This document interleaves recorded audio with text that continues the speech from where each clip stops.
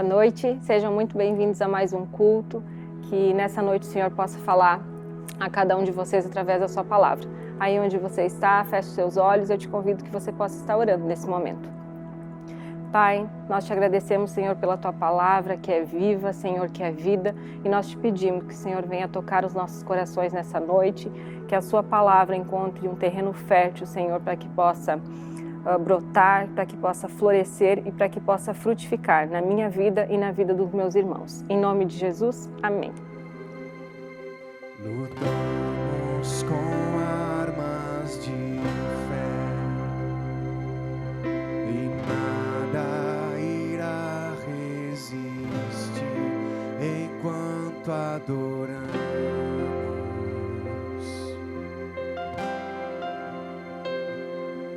Em meio às tribulações,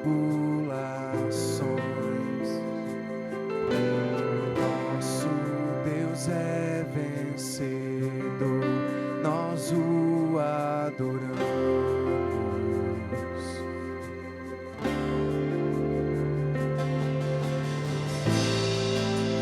Vitorioso és, na tempestade estás.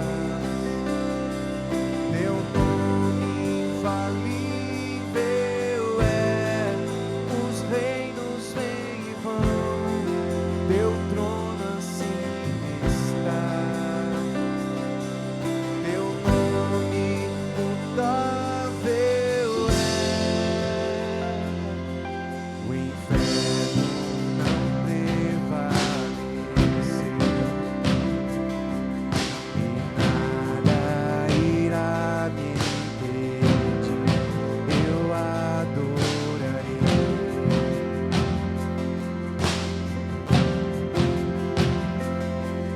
Muralhas vão estremecer, cadeias irão se romper enquanto adoramos.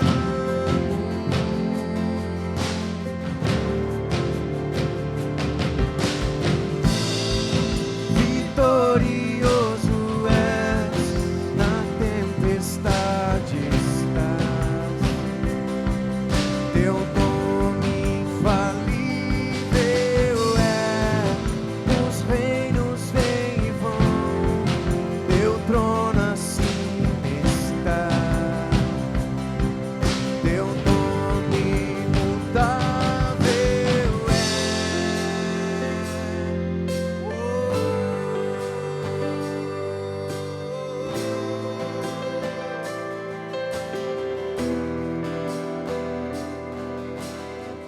Como um trovão,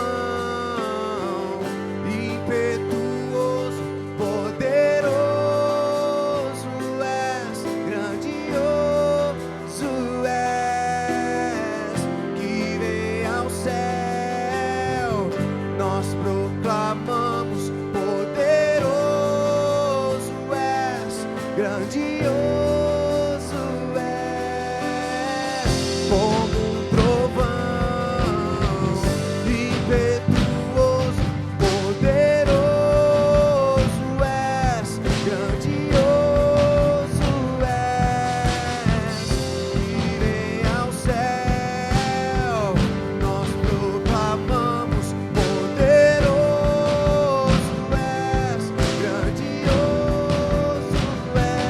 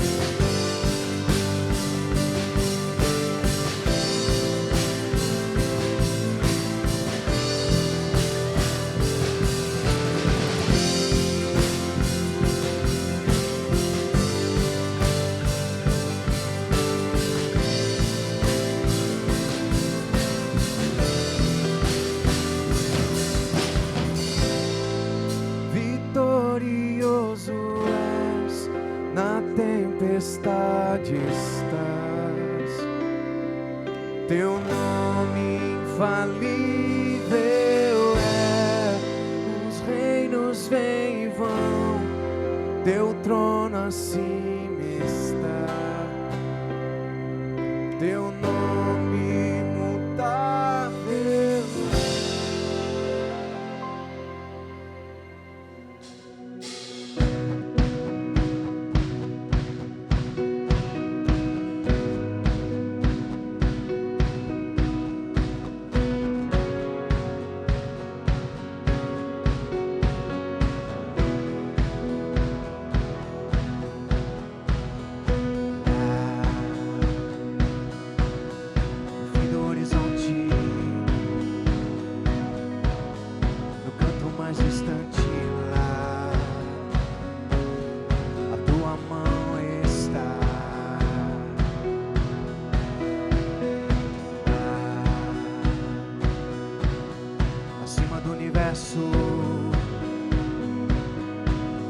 Nas linhas de um verso lá, a tua mão está. Se eu for ao céu ou ao mais profundo mar, ali tua mão está. Ali tua mão está. Nem sempre eu posso ver, mas além do meu olhar, a tua mão está. A tua mão está.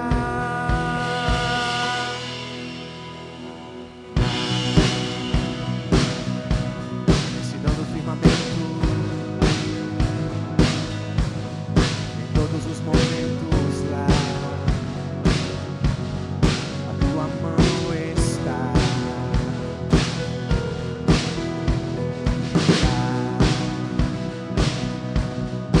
Coração que chora, no abraço que consola, a tua mão está. E se eu for ao céu ou ao mais profundo mar, ali tua mão está. Ali tua mão está. Eu posso ver, mas além do meu olhar, a tua mão está. A tua mão está.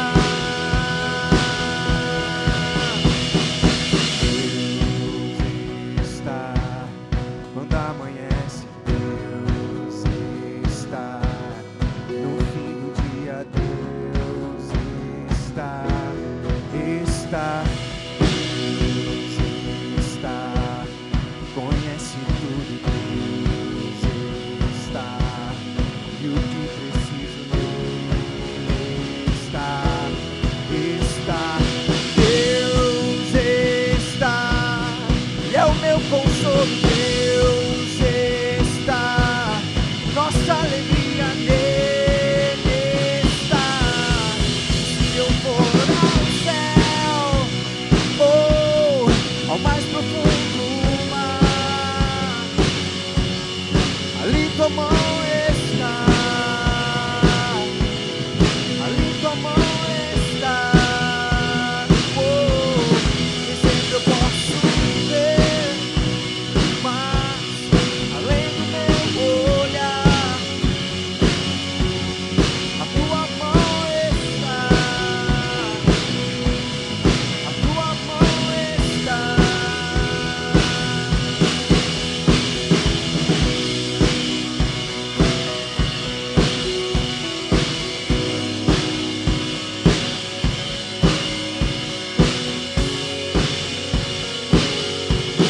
A tua mão está.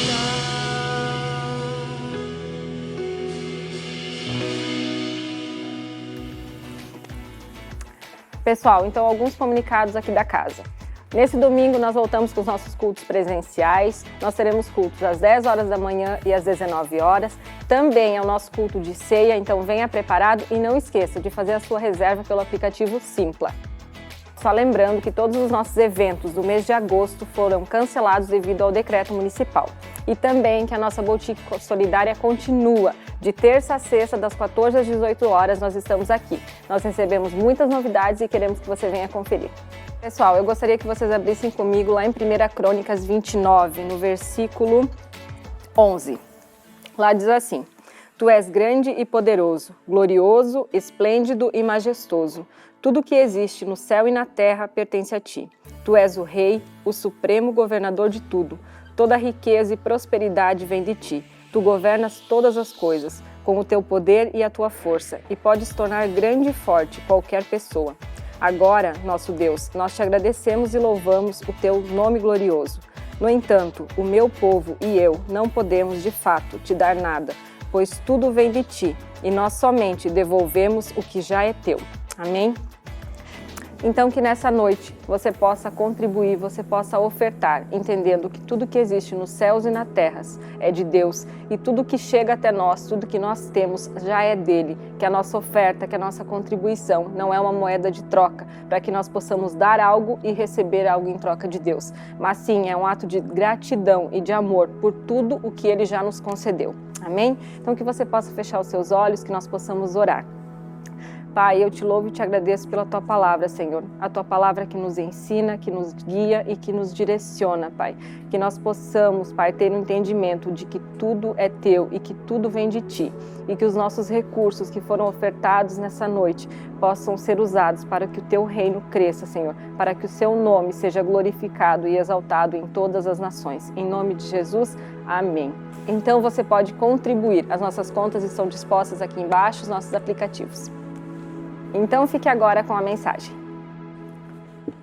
Boa noite, irmãos. Graça e paz do Senhor Jesus.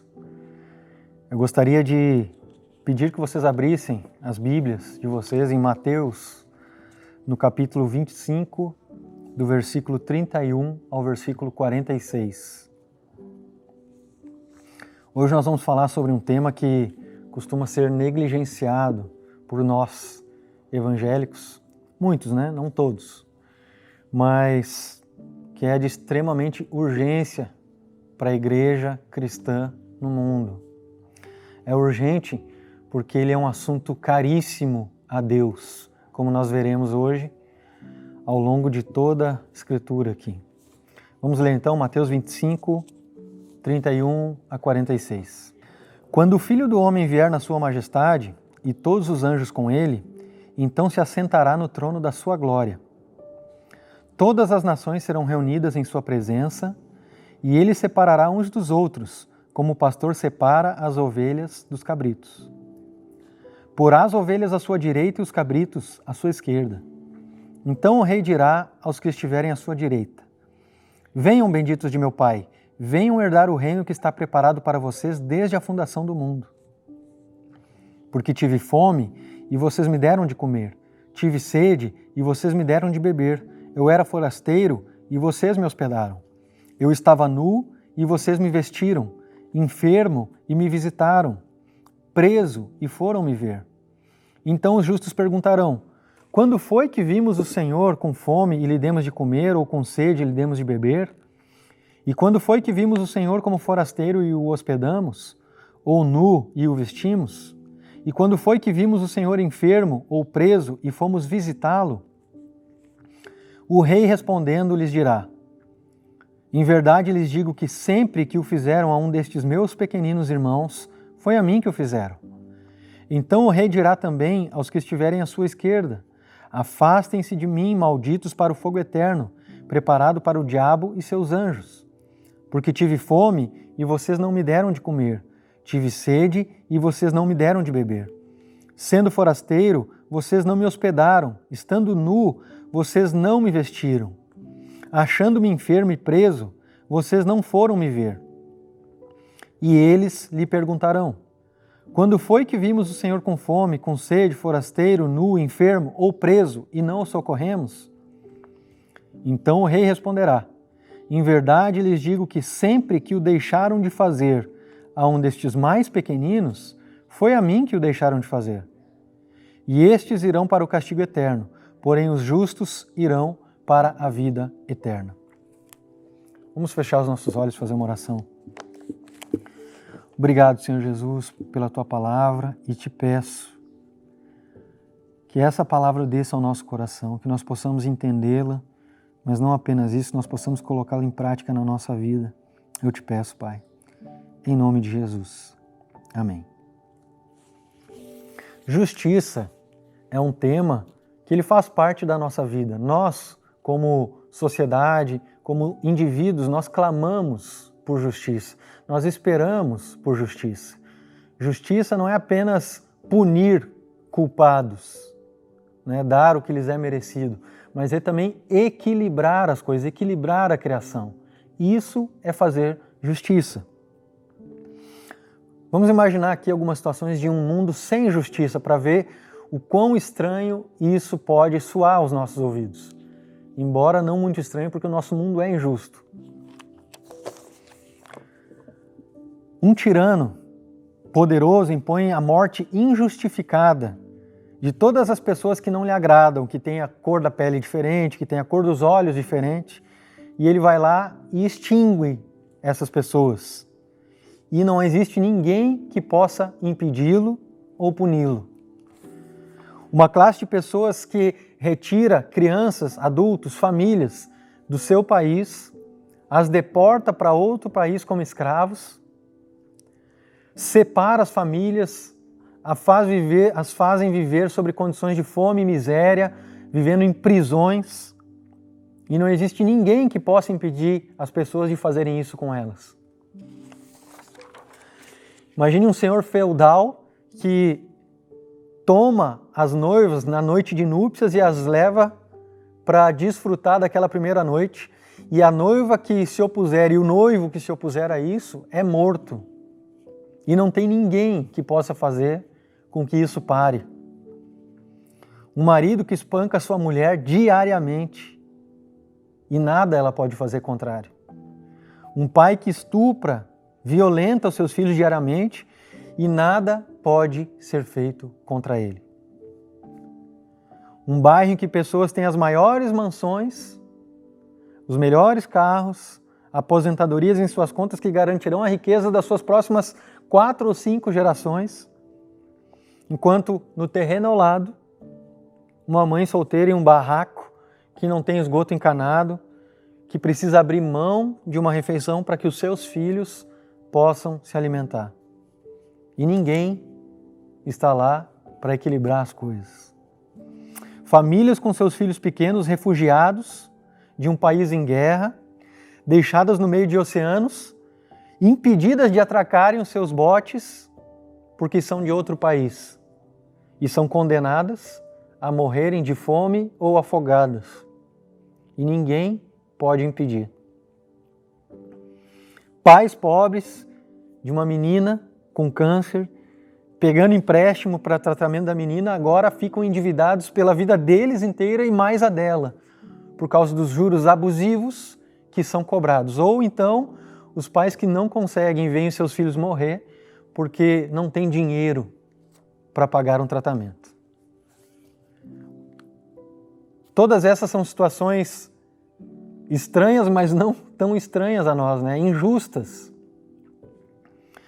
Mas o que esse texto que nós vamos ver aqui deixa muito claro, e esse é o primeiro ponto, é que Deus tem um desejo apaixonado e certo por justiça.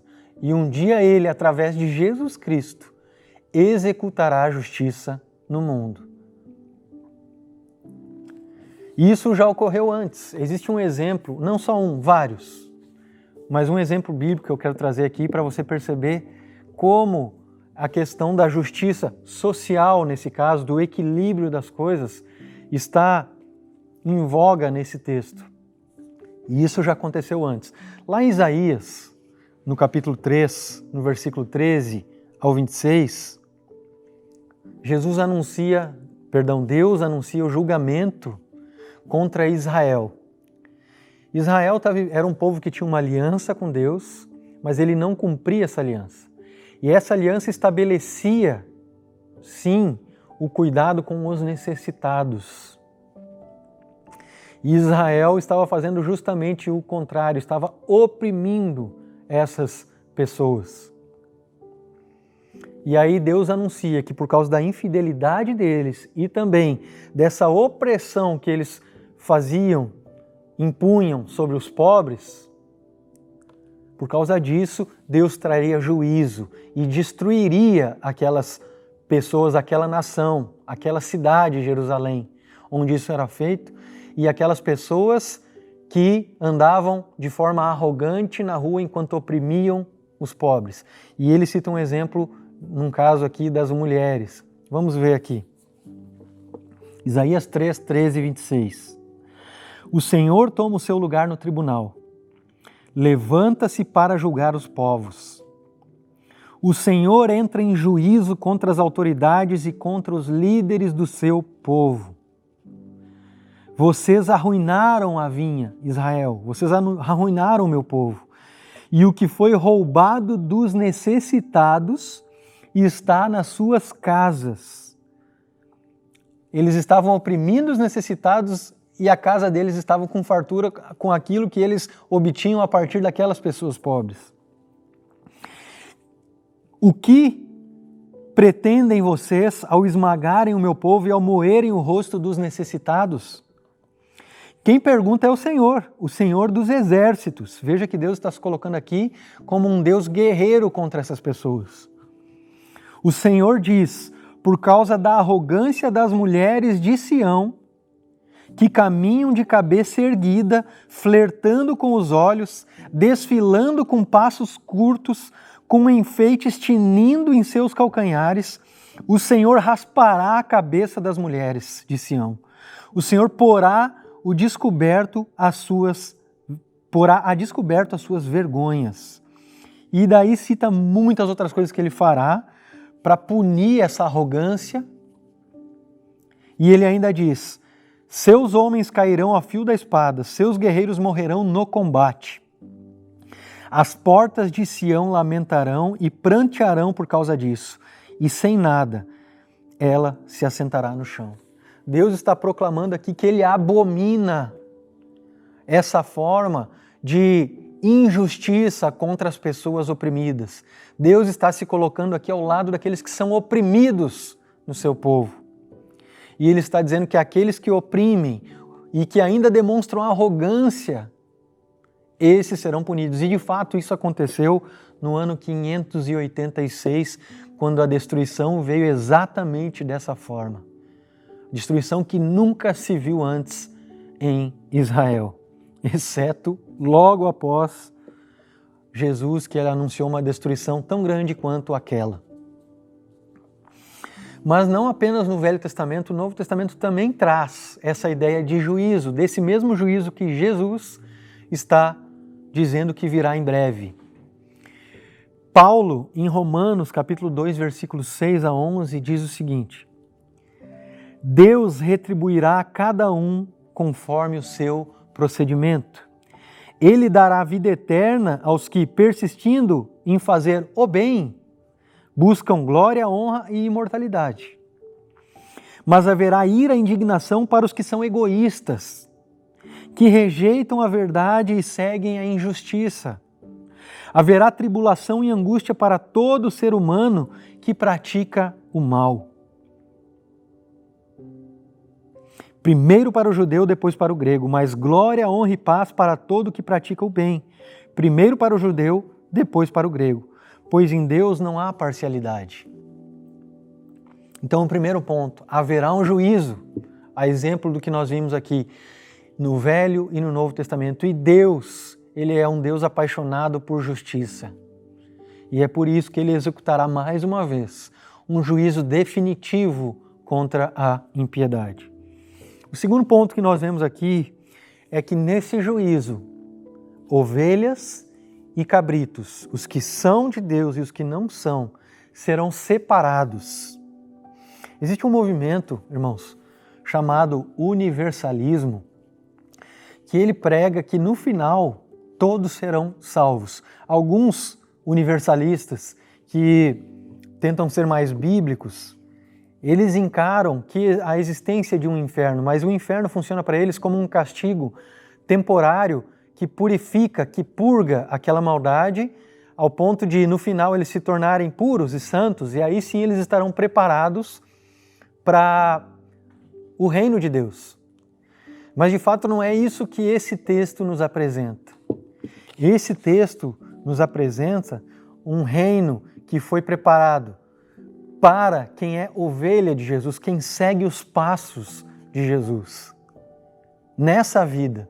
E o inferno preparado para o diabo, os seus anjos e agora também para os cabritos, aqueles que não seguem, que não fazem parte do rebanho de Cristo. Os cabritos, como veremos, eles escolheram isso, escolheram a injustiça. Então esse é o segundo ponto. Deus separará. Existe sim céu e existe sim inferno. Céu no sentido de reino de Deus, futuro, que vem do céu. O terceiro ponto é que ele dirá às ovelhas: venham herdar o reino preparado para vocês desde a criação do mundo.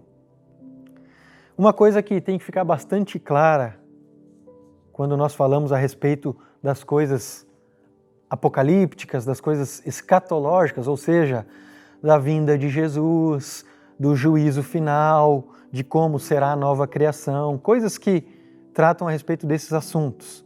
O que tem que ficar claro quando nós tratamos a respeito disso é que nós só conseguiremos entender o futuro se nós olharmos para o passado. Ainda que o nosso olhar seja nublado, turvo, nós só conseguiremos entender o futuro se nós olharmos para esse passado expresso nas Escrituras. Então, para entender os propósitos de Deus do futuro, nós temos que entender o propósito lá da criação. É por isso que ele diz o reino preparado desde a criação do mundo. O que ele quer dizer com isso? Quando Deus criou céu e terra, Deus colocou na criação governadores, regentes, vice-regentes da criação, Adão e Eva. E o dever mais sagrado desses regentes era cuidar à semelhança de Deus, da forma que Deus faria de toda a criação. O homem deveria reproduzir a imagem de Deus quando ele governasse a criação. E alguém que captou bem a ideia do que significa governar, do que significa do caráter do verdadeiro governador, líder, de alguém que, de certa forma, é a imagem de Deus, foi Thomas More, escrevendo séculos atrás no livrinho Utopia. Ele escreveu o seguinte: a honra de um rei, de um governador, e a sua felicidade consistem na riqueza de seus súditos, antes de que sua própria riqueza. O dever mais sagrado do príncipe é velar pela felicidade do povo, antes de velar pela sua própria. Como um pastor fiel, deve dedicar-se ao seu rebanho e conduzi-lo às pastagens mais férteis. Exatamente isso Jesus também diz em João 10, quando ele diz que ele é o verdadeiro pastor, o bom pastor, porque ele dá a sua vida pelas suas ovelhas. Os outros eram ladrões e salteadores, estavam preocupados só com o seu salário. Jesus não. Jesus estava preocupado com as suas ovelhas, ao ponto de morrer por elas. E nesse sentido, Adão deveria ter feito o mesmo. Ele foi colocado lá para primeiro visar o quê? O bem dos súditos, da criação de Deus. No entanto, esse projeto foi, pelo próprio Adão e Eva, abandonado, porque eles decidiram governar a sua própria maneira, a parte de Deus. Eles desejaram se tornar iguais a Deus, mas acabaram entregando o controle, o governo ao diabo e seus anjos, a sua própria natureza caída e pecaminosa, de forma que agora o ser humano não consegue mais governar a imagem de Deus, mas ele consegue sim apenas governar de acordo com a sua própria inteligência e a sua maneira corrompida, e ainda escravizado pelo diabo. E o propósito original de Deus é um reino a exemplo daquele que foi projetado lá na criação do mundo, para que nós, ovelhas de Cristo, venhamos a reinar, venhamos a servir a criação à imagem de Deus. E é a esse reino planejado desde a criação, que Jesus está se referindo, que será herdado pelas ovelhas. Nós somos, como Paulo diz, co-herdeiros com Cristo. E é desse reino projetado lá na criação. Nós seremos reis, mas reis à semelhança de Jesus, que se entregam pela sua criação. Então o propósito de Deus é regenerar todas as coisas e retornar de forma, claro, ainda melhor e possível aquele propósito original. Por outro lado, o inferno será um lugar onde o homem vai poder exercer todo o seu egoísmo e toda a sua corrupção, a sua arrogância. E pensem só, sem o limite que Deus impõe hoje à maldade humana. E além do homem, com toda a sua maldade potencializada, lá no inferno ainda estará o diabo e os seus anjos, os demônios. Que lugar terrível para se estar. Um local onde não haverá amor. Então esse é o terceiro ponto. Deus preparou um reino, e o reino, de acordo com o propósito original, de pessoas que governam com amor, servindo a criação. E isso está ligado diretamente com o julgamento, com a base, que é o quarto ponto. Qual é a base que Deus vai efetuar esse julgamento? E essa base, ela tem que ser buscada aonde Jesus está tirando, aludindo essa declaração. Essa declaração de Jesus, no versículo 34 e 35. Tive fome, me deste de comer, tive sede, me deram de beber e tudo mais. Essa declaração, ela é uma alusão a Isaías 58, versículo 7. Mas eu vou trazer aqui do versículo 2 ao 9, porque ele traz a ideia geral do principal aqui. Eu vou ler lá, Isaías 58, do versículo 2 ao 9. Diz assim: Pois dia a dia me procuraram, parecem desejosos de conhecer os meus caminhos, como se fossem uma nação que faz o que é direito e que não abandonou os mandamentos do seu Deus. Pedem-me decisões justas e parecem desejosos de que Deus se aproxime deles. Por que jejuamos, dizem, e não viste? Porque não me atende, né? O povo dizendo. Por que nos humilhamos e não reparaste? Por que fazemos os nossos cultos, os nossos cerimoniais e tu não nos atende? Contudo, no dia do seu jejum, vocês fazem o que é do agrado de vocês e exploram os seus empregados. O seu jejum termina em discussão e rixa, em brigas de socos brutais, justamente porque eles oprimiam os empregados e os empregados queriam a justiça. Vocês não podem jejuar como fazem hoje e esperar que a sua voz seja ouvida do alto. Vocês não podem praticar a religião de vocês da forma que vocês estão praticando, saindo de lá e fazendo essas coisas e achar que vocês serão ouvidos. Será esse o jejum que escolhi, que apenas um dia o homem se humilhe, incline a cabeça como um junco e se deite sobre o pano de saco e cinza? Que vocês vão lá no domingo e façam o culto de vocês, o cerimonial, o batismo, a ceia. É isso que vocês chamam de jejum ou de o dia aceitável do Senhor? O jejum que desejo não é este. O jejum que eu desejo não seria soltar as correntes da injustiça, desatar as cordas do jugo, pôr em liberdade os oprimidos e romper todo o jugo. Não é, e aqui sim a alusão desse texto, não é partilhar sua comida com o faminto, abrigar o pobre e desamparado, vestir o nu que você encontrou e não recusar ajuda ao próximo. Aí sim a sua luz irromperá como alvorada e prontamente surgirá a sua cura. A sua retidão irá diante de você e a glória do Senhor estará na sua retaguarda.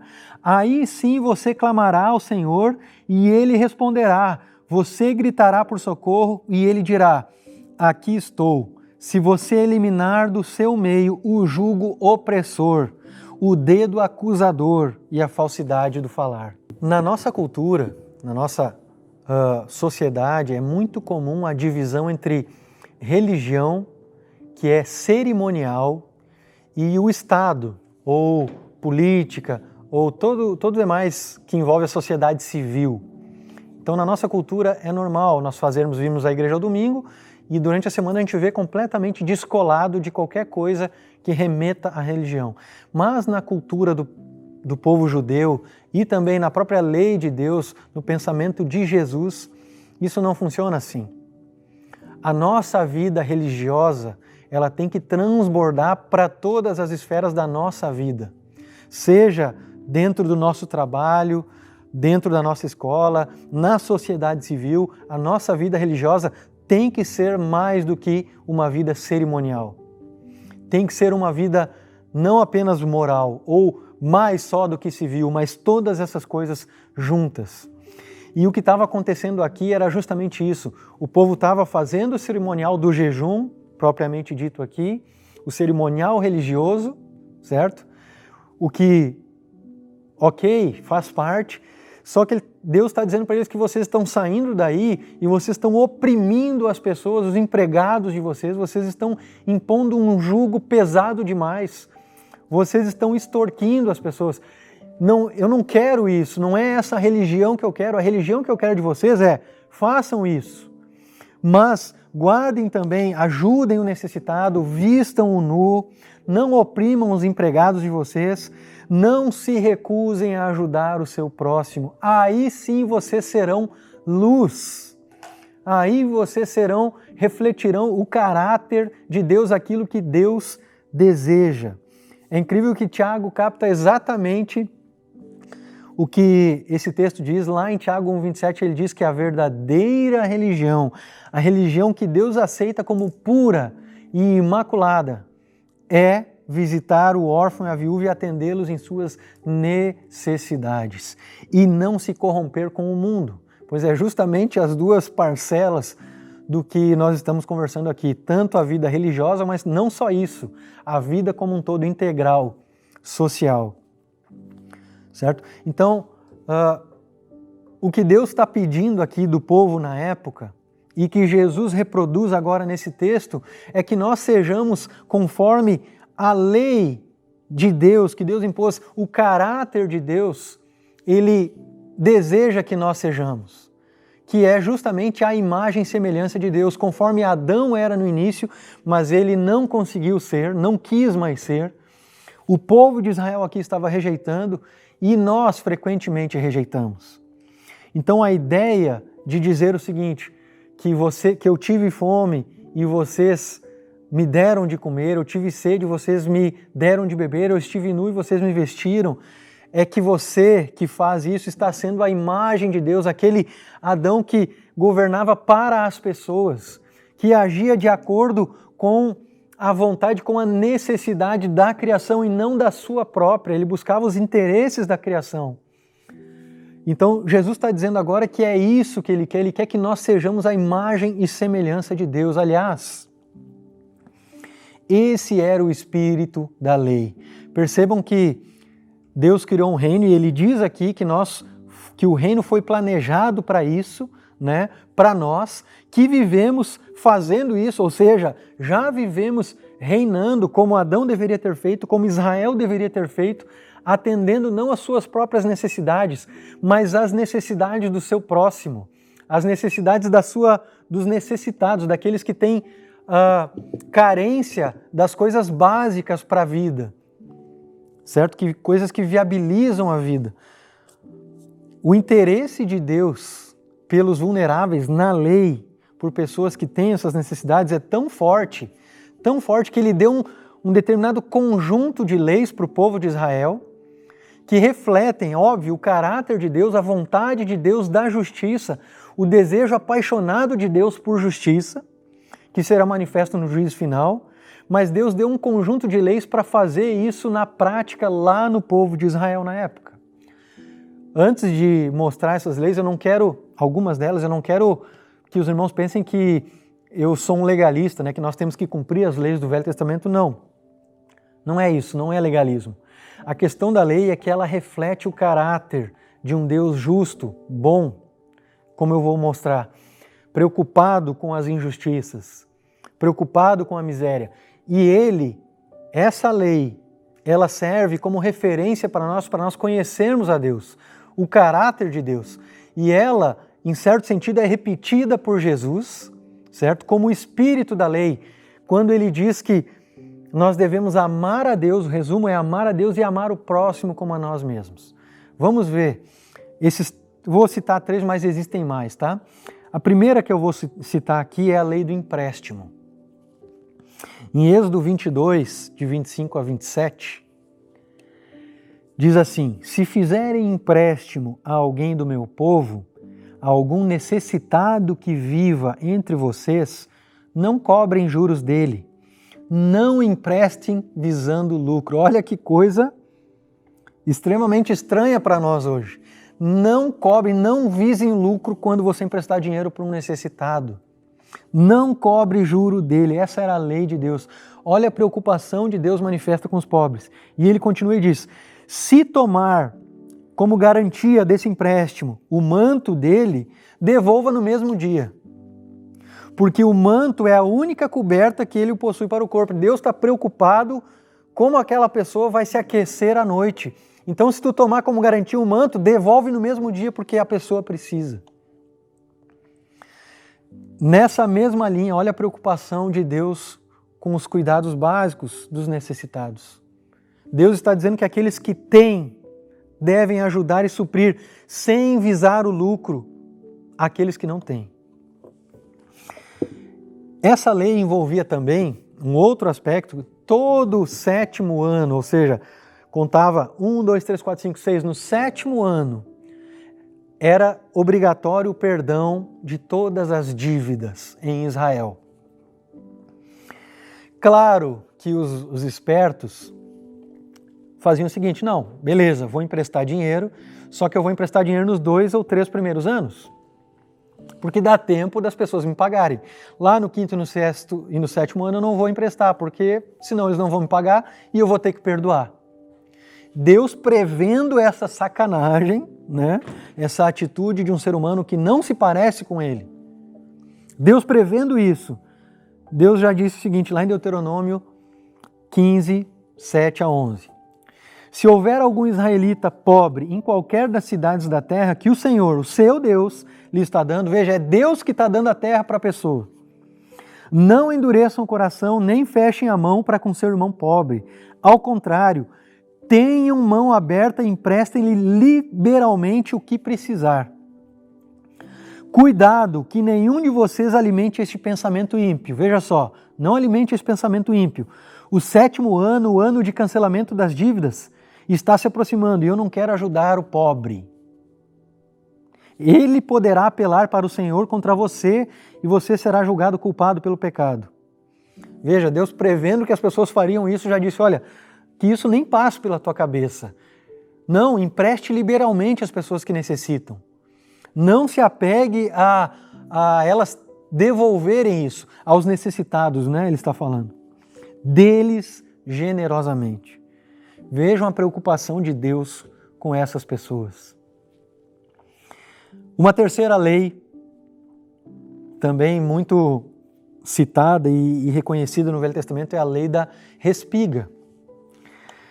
Ela está em vários lugares, Levítico 19, 9 a 10, Levítico 23, 22, Deuteronômio 24, 19.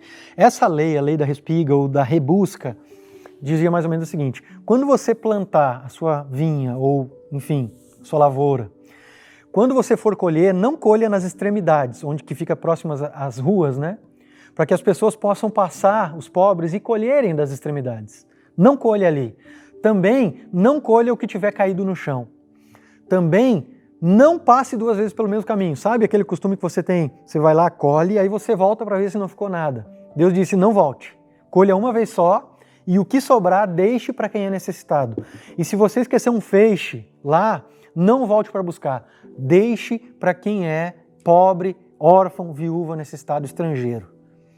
Veja que essas leis refletem a outras. Veja que essas leis refletem o caráter de Deus, de alguém que ama a justiça, de que está preocupado com os necessitados. Portanto, a lei preserva a dignidade da pessoa humana. E a função da lei é moldar nós, era moldar os judeus, obviamente, e hoje nós, através do Espírito Santo, não cumprindo a lei, mas através desse caráter renovado do fruto do Espírito, que tem justamente a função de nos fazer ser a imagem de Deus, sermos parecidos com Jesus. É de nos fazer cumprir o caráter, o espírito da lei, que é amar a Deus e amar o próximo. E como isso se reflete? Se reflete através do caráter dessas leis. E eu não estou dizendo aqui que a gente tem que cumprir essa lei de não emprestar, não cobrando juro, não é isso que eu estou dizendo. O que eu estou dizendo é o seguinte, que se a sua preocupação é sempre com o lucro, com o dinheiro, e você jamais demonstra preocupação com os necessitados, você jamais dá a eles sem esperando receber em troca, você no dia do juízo final provavelmente estará de um lado que você não vai gostar de estar.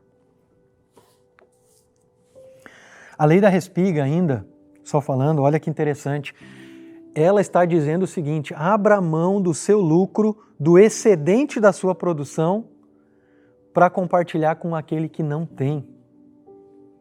Olha que interessante.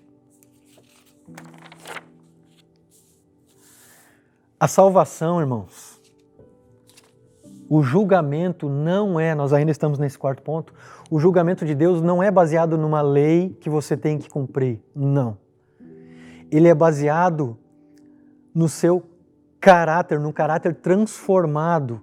A sua fé que você depositou em Jesus, ela não é uma fé simplesmente intelectual, ela produz um fruto. Se ela não produziu o fruto, é porque ela é morta, Tiago disse. Você será julgado pelas suas obras? Sim, mas você será salvo pela sua fé em Jesus. Porque a gente nunca consegue fazer justamente tudo o que é bom. Ponto pacífico. No entanto, se você não faz nada nesse sentido, é porque você não foi transformado por essa fé que produz renovação. Salvação não é apenas seus pecados estão perdoados, mas é vá e não peques mais. A salvação produz algo no interior do ser humano. O que Jesus está dizendo então é que aqueles que amam a Deus, e isso lhes capacita a amar o próximo, e agem conforme as suas possibilidades para atender o próximo, que vivem conforme o plano original, a imagem de Deus que estava refletida na lei de Moisés e também no plano original da criação, esses vão herdar o reino, que também estava lá no plano original da criação. Chegando ao final, o último ponto é o espanto das ovelhas e dos cabritos. As ovelhas disseram, mas Senhor, quando a gente fez isso? Quando a gente te deu de beber? Quando a gente te viu nu e te vestiu? Quando a gente foi te visitar, a gente não lembra dessas coisas. Eles não moveram as coisas, as suas vidas, para atender o rei. Eles não moveram suas vidas para atender aquele que viria para julgá-los.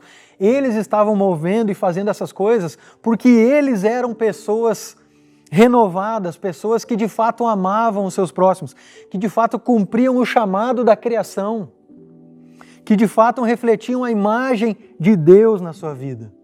Não faziam as coisas esperando receber algo em troca. Tanto é que quando eles vinham necessitados, eles não esperavam receber. Assim, o exemplo da lei lá, né? Eles não esperavam receber algo em troca, então eles foram lá, fizeram e nem se deram de conta que um dia o próprio Jesus assumiria o lugar daquelas pessoas injustiçadas. No entanto, os cabritos eles perguntaram, vem cá Jesus, quando tu esteve na nossa frente? Quando, rei, tu veio aqui e a gente te viu necessitado? A gente não viu isso, porque provavelmente, se eles vissem o rei que o julgaria, claro que eles fariam e atenderiam às suas necessidades. No entanto, eles não moveram a mão para ajudar as pessoas sem esperar algo em troca. E eles jamais imaginariam que o rei assumiria o lugar daquelas pessoas, dos necessitados, dos injustiçados. Eles estavam mais preocupados com o jejum com a oração, com o culto, ou seja lá o que for, do que com ser novas criaturas renovadas que amam a Deus e que amam o seu próximo. Por isso o espanto. Que nós não venhamos a ficar espantados o dia em que Jesus vier e nos disser assim, vocês fizeram, vocês amaram o seu próximo, que nós venhamos a dizer sim, Senhor, nós amamos, e Ele venha concordar com isso. Que nós não sejamos pegos de surpresa, né? Então, para encerrar, irmãos, eu gostaria só de trazer uma aplicação para nós. Se Deus ama a justiça, e esse é o nosso alvo, ser igual a Deus, refletir a imagem de Deus na criação, então vamos nos esforçar para ser justos. Isso não tem a ver com capitalismo, com socialismo, com esquerdismo, com direitismo, com qualquer ismo que exista. Não tem a ver com isso. Tem a ver com ser nova criatura. Tem a ver com refletir a imagem de Deus expressa na criação, na lei, em Jesus, nas cartas. Tem a ver com fazer a vontade de Deus, que é feita lá no céu, aqui na terra. Saiba que Deus não está longe. Deus está fundamentalmente envolvido com a realidade da terra, em que o dinheiro, o poder, a influência e a política deixam muitas pessoas vulneráveis. E Deus promete que fará justiça. O Evangelho destrói completamente a ideia de que se você está no topo da cadeia social, está lá porque você merece. Nós não merecemos absolutamente nada. E os outros que se virem, e quem se importa? Pois Deus se importa. E no dia do juízo final isso vai ficar muito claro, Ele diz aqui. Estamos enredados com economia, nossa vida gira em torno de economia, planejamento para o futuro, aposentadoria, salário, compra de casa, compra de carro, melhorar, treinar nossos filhos vivem só em função disso, treinar, para que no futuro eles possam viver em função da economia também. É uma coisa bastante complexa, né? Mas o convite que a palavra de Deus está nos fazendo hoje é trabalhar em algum tempo na nossa vida, fazer transbordar a nossa religião para a nossa vida também cotidiana, nossa vida social. Verifique se a preocupação por justiça afeta a sua vida de alguma forma. Se ela influencia o modo de você gastar o seu dinheiro pessoalmente, se ela direciona a sua carreira em algum sentido, se ela direciona a escolha dos seus amigos, às vezes, ou evitar certos amigos, né? Aquele não tem. Se ela evita até a escolha dos seus irmãos em Cristo. Olhe para a sua vida. Veja o que você pode fazer. E o convite que eu faço é que o Evangelho possa produzir em nós o senso de amor e justiça que procede de Deus. Vamos orar para encerrar? Te agradecemos, Pai, pela Tua palavra. E eu peço verdadeiramente, Senhor, que o nosso coração seja conformado à Tua imagem. Nos ajuda a entender e a viver a Tua palavra. Abençoa os meus irmãos no decorrer da semana, a colocar em prática, a pensar nessas coisas. Em nome de Jesus. Amém.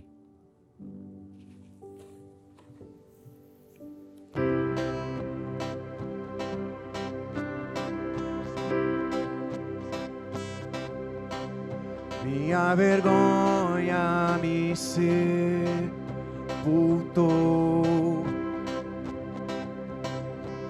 Eu buscava um Salvador, mas teu perdão me libertou. Morto estava em meu interior, me escondia de ti, Senhor,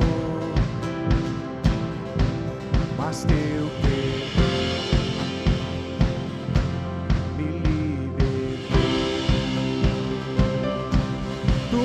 chamaste e eu voltei a viver.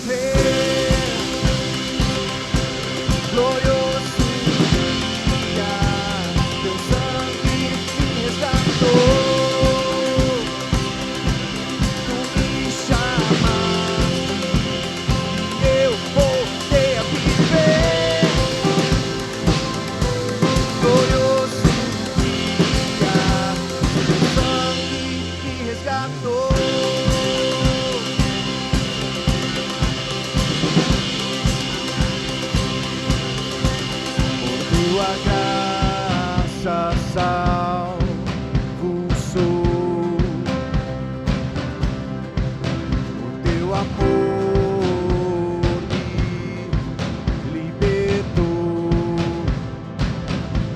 Eu renasci quando te conheci.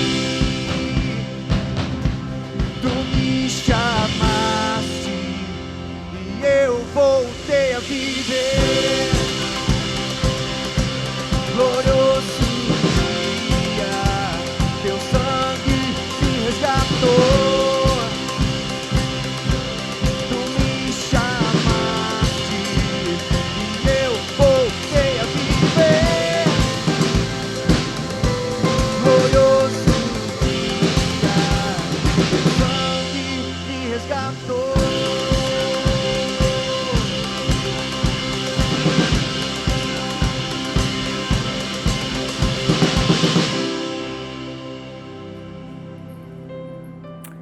Então, pessoal, que essa palavra tenha ido de encontro ao seu coração, que vocês tenham um resto de semana abençoada. Nós aguardamos vocês no próximo domingo no nosso culto presencial e culto de ceia. Não esqueça de fazer a sua reserva pelo aplicativo Simpla. Deus abençoe.